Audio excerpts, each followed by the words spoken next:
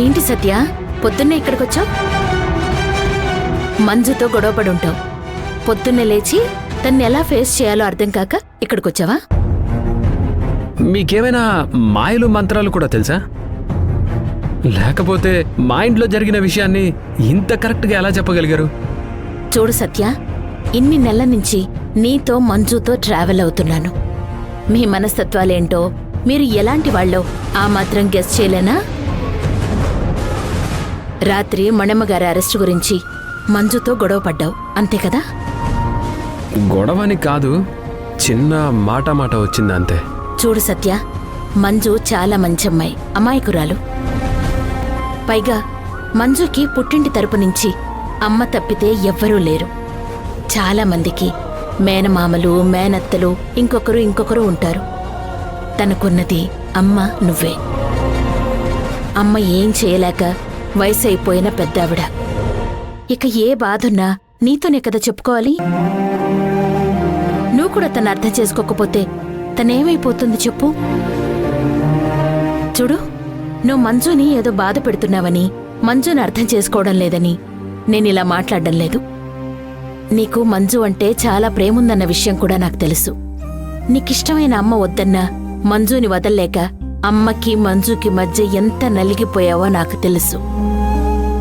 ఇప్పుడు సేమ్ అలాగే మంజు తను చేస్తున్న ఏఎస్ఐ ఉద్యోగానికి, మినిస్టర్ దగ్గర పనిచేస్తున్న సత్యకి మధ్య నలిగిపోతోంది.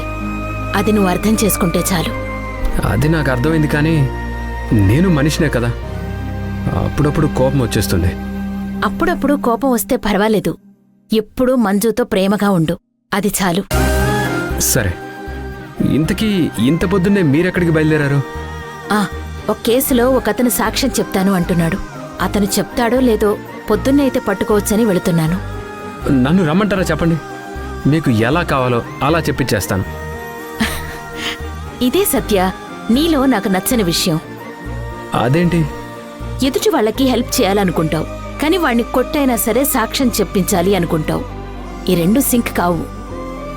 సర్లేండి, మీకు నచ్చిన బాటలో మీరు వెళ్ళండి. బాయ్. కిరణ్ భాయ్ గారు, ఒక మాట అడగచ్చా?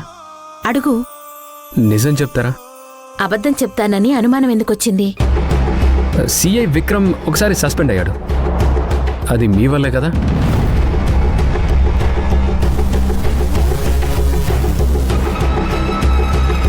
నాకు మాయలు మంత్రాలేం రావు.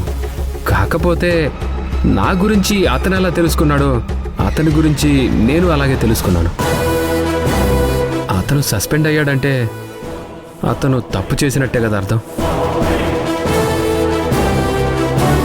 అదేంటండి ఆన్సర్ చెప్పరు? అతను తప్పు చేయకుండా సస్పెండ్ అయ్యాడంటే మీరు తప్పు చేసినట్టు కదా? సరే, సమాధానం చెప్పడం ఇష్టం లేకపోతే వదిలేయండి. నాకు మీతో ఉన్న పరిచయం, స్నేహం రీత్యా అలా అడిగాను. సత్య, ఒక తప్పైతే జరిగింది. అది ఎవరిది, ఎందుకు జరిగింది, ఎలా జరిగింది అనే క్లారిటీ అయితే నాకు లేదు. అందుకే నేను సమాధానం చెప్పలేకపోయాను. వీళ్ళిద్దరి మధ్య మిస్టరీ ఏదో నడిచింది. ఏమై ఉంటుంది? ముందు మా ఇంట్లో మిస్టరీ చూసుకోవాలి. మంజు రాత్రి ఫీల్ అయి ఉంటుంది, తనను ఎలాగైనా కూల్ చేయాలి. సరే, వెళ్ళొస్తానండి.